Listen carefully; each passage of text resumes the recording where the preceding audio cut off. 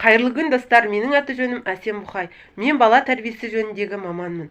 Жалпы баланы тәрбиелемес бұрын өзіңді тәрбиеле деп айтып жатамыз де. Сол тәрбиеге байланысты жалпы біз бұрыннан осылай медік, жалпы сіз бұрыннан осылайсыз ба деген сұраққа қалай жауап берер едіңіз? Ойланып көріңізші, сіз қашаннан бері осындай едіңіз? Қашаннан бері осындай өз жауапкершілігін алмайтын, қашаннан бері қорқақтайтын, өзіңіз ой жүгіртіп көріңізші. Комментарий жазып көріңіз. Мен міндетті түрде жауап беретін боламын. Жалпы біз ата-анамыз айтады де, сен бұрын ондай болмап едің, бұрын өжеттеу болғансың, қазір басылып қалдың деп. Не себепті біз осыған ой жүгіртіп көрдік бе? Жоқ, ол туралы біз мүлде ой жүгіртіп көрген жоқпыз. Ал қазір ой жүгіртіп көріңізші. Біз бірдеңе бастайық десек, бізді бірдеңе артқа тартып тұрады. Именно өзіміз жасайтын кезде бір нәрсе артқа тартып, қой шосын қоя салшы, қолынан келмейді деп, өзімізге өзіміз сол заттарды орта жолдан тастап жатамыз. Бұның сыры неде? Мысалы, бір тренингтарға қатысып, не болмаса біреуді тыңдаған кезде, орта жолға дейін келген кезде жақсы болып жатамыз да, аяғына келген кезде қайтадан бұрынғы қалпымызға түсіп, желіміз шығып жатады. Бұның бәрі неден деп ойлайсыздар? Адам өмірге келгенде өзінің мысалы ішінде мені болады, мені. Ол мен бізді дүниеге келген кезімізде біз шырылдап дүниеге келеміз, одан кейін және қарнымыз ашады. Біз бала күнімізде бұндай болмайды екенбіз. Өзіміздің жәнегі айтарымызды айтып, жылау арқылы айтып, қарнымызды ашқанды тамақ сұрап ішеді екенбіз, жылау арқылы ойымызды айтады екенбіз. Ал енді кейін келе бізде тыйымдардан әртүрлі, бұның бірінші себебі бізде көп тыйымдар екен. Ата-анамыздан, одан келе мектептен алған тыйымдар, қоршаған ортадан алатын тыйымдардың арқасында біз осы қалыпқа түседі екенбіз. Өзіміздің мақсатымыз болмай, ел жұртқа сыртқы назар екінші. Екінші жәнегі бүйтпе сөйтпе, бірінші тыйымдар, жәнегі әке шешеміздің бірдеңе бастайық десек, бізде түйсікпен сана ғой, санамызда түйсігімізде 80% ақпарат, бала күніміздегі ақпараттар жиналады, сол ақпараттар жәнегі шығып отырады екен. Біз қаласақ та қаламасақ та бірдеңе бастар кезде сені артқа тартып тұратын жәнегі бала күндегі тежеулер, ойлар екен. Бала күнімізден ата-анамыз тыйым салғаннан бастап біз әй бүйтпе, әй сөйтпе, жығылып қалсаң бүйтпе, сөйтпе. Содан кейін жәнегі мен дұрыс жасамадым екен деп жәнегі түйсікке ақпараттар кетеді де, сол жерде жәнегі жазыла береді екен. Біз сондықтан, мысалы, мен байқағаным, көп ата-аналар балаларына қаласа да қаламаса да өз тыйым салып, осыған барасың, осыған бармайсың деген нетеді екен. Мен енді өзім бала оқытам, бала оқытып жүрген кезімде жәнегі бір бала болды, әдемі жазуға мамасының қалауымен келді. Мамасы жәнегі қинап отырып әкелген, өйткені ол баланың жазу нашар болған. Ал бала жазу жазғанды ұнатпайды екен. Оны сөйлесе келе, екінші-үшінші күні байқадым, бала күнде басы ауырып келеді. Неліктен деп оның баламен медитация жасадық, және де себебін анықтасақ, бала анасының қалауымен келген, сонан кейін жәнегі басы ауырады, сол өзінің ойын айта алмайды, анасы тыңдамайды екен. Соның бәрін анасына айтсаң, көп ата-ана мен байқағаным мойындамайды. Және баласындағы больді көріп тұрсың, осылай жасаңыз десең, көп ата-аналар мойындамайды. Көп адам қазір солай ғой. Сонда жәнегі баланың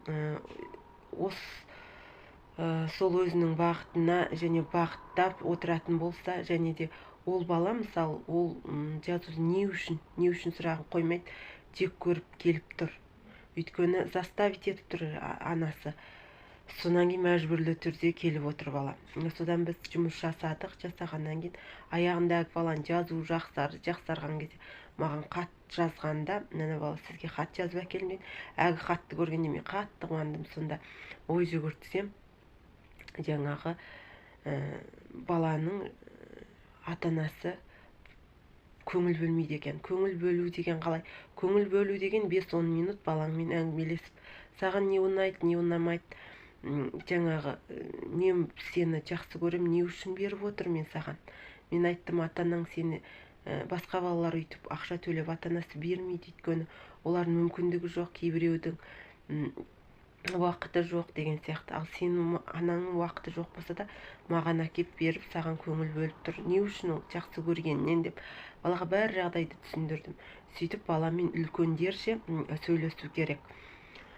Содан ана бала кішкене нетті, жақсарды жазуы. Содан ата-анасы да жәнегі толық не алғаннан кейін, бір ай оқиды ғой, сонан кейін рахметін айтып, жазу жөнделгеннен кейін алғысын айтып кетті.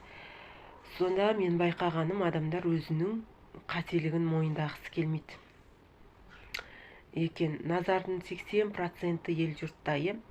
Біздің жәнегі екінші себебіміз өзімізді менімізбен алшақтаудың себебі, екінші себебі ел жұрт. 80% ел жұртта. Біздің жәнегі ішкі мен дейді ғой, ол самооценка дегенге жатады, самооценка ғой.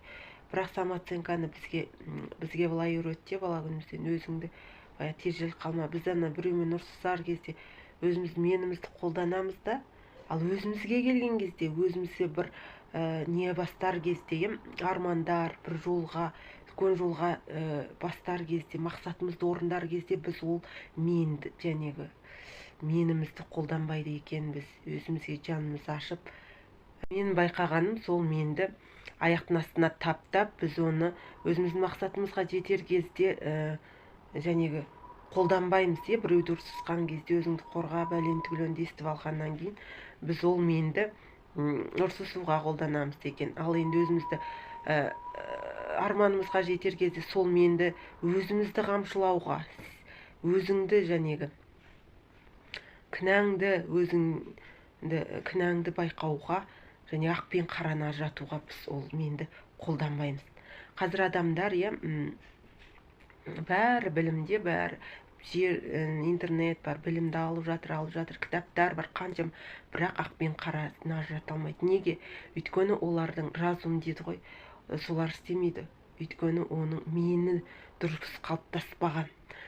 Разум дегеніміз ол зерде. Зейін деген бар, ол білім. Білімді көрінген жерін аламыз. Көп менің байқағаным адамдарда разум, ақ пен қараны ажырата алмайды. Өзіне осы керек па, керек жоқ па, соны білмейді екен. Мен осыны көп байқадым. Жалпы және ел жұрт соған мән бергеннен кейін, осы өзінің ақ пен қараны ажырату тыйым сала бергеннен кейін, осылардың бәрі қайтеді, біртіндеп өше бастайды. Сонан кейін барып өзің қалауыңды білмейсің. Неліктен? Өйткені жәнегі назардың бәрі сыртта. Мысалы, ел жұртта, 80% ел жұртта. Өйткені соны көріп өстік. Мысалы, біз отырып аламыз да талқылап, ана көршіні, мына көршіні талқылаймыз, ананы, ел жұртты талқылаймыз. Сол кезде ата-анамыздан да көрдік қой енді. Еститініміз сол. Сонан кейін анам баласы анандай, мынам баласы мынандай деп естігеннен кейін өзімізді салыстыра бастаймыз. Салыстырғаннан кейін назар сыртта болғаны өзіміз қала береді екенбіз де, біреудің арманын жүзеге асыруға тырысамыз, әке-шешеміздің арманын жүзеге асыруға тырысамыз, ел жұрттың арманын. Ел жұрт бәрі осыны істеп жүр, мен де осыны істей берейін деген секілді. Сондықтан өзіміздің арманымызды жүзеге асыру үшін ең бірінші ой жүгірту керек. Көп айтады, ой жүгірту. Абай Құнанбаев айтқан ғой, күнін өздеріңізге есеп беріңіздер деп, ой жүгіртіңіздер деген бір уақыт, 15 минут жоқ дегенде ой жүгіртсеңіз, үлкен жетістікке жетеді екенсіздер. Мен өз өмірімнен байқағаным, адамдар ой жүгіртпейді, соның нәтижесінде өзінен алшақтайды екен. Ал енді көп нелер бүйт сөйт, ананы істе, мынаны істе деп айтып жатады. Одан қарағанда өзіңе ой жүгіртіп, не болмаса күнделік жазып, мен осы жерде бүгін осыны дұрыс істедім ба, дұрыс істемедім ба, Алланың жолында ма, ең бірінші кім үшін істеп жатырмын, Алла үшін ба, одан не үшін істеп жатырмын. Соның жауабы. Үшінші, қалай істеймін деп осы үш сұрақтың жауабын тауып алатын болсаңыз, жәнегі жетістіктерге, армандарға қол жеткізуге болады екен. Мен айтайын дегенім, жәнегі ел жұрттың арманын іске асыру деген, осы 1,5 жыл бұрын мен күйеуімнің арманы екен, одан кейін білдім, мысалы мемлекеттен арзан процентпен несие алып, одан мал алып, ешқандай одан ләззат ала алмаймын, ешқандай 2 жыл бұрын ешқандай нете алмаймын. Өйтсем өз арманым емес екен. Өз арманын енді тапқаннан кейін, адам өзінің арманын тапқан кезде ой жүгірту арқылы өзінің арманын таба алады екен. Жалпы менің өзім ойым сол армандау керек. Армандау, оған жету үшін жәнегі өзіңнің қалауыңды жасау керек. Өзіңді қалауыңды қалай табасың деген кезде осы күніне ой жүгірту. Менің қалауым осы ма? Келсін келмесін күнінде ой жүгірт. Мен неге, не үшін өзі өмір сүріп жүрмін? Мен неге, менің қалауым не? Кім үшін жасап жүрмін? Жәнегі 3 сұрақ. Кім үшін жасап жүрмін? Не үшін жасап жүрмін? Және қалай жасасам болады деген. Осы 3 сұрақты күнделікті 100 рет қойсаңыз да артық болмайды. Егер де менің ақпаратым ұнаған болса, менің каналыма тіркеліп, лайк басып алыңыздар. Келесі жолы мен бұдан да жақсы ақпараттар айтатын боламын. Рахмет.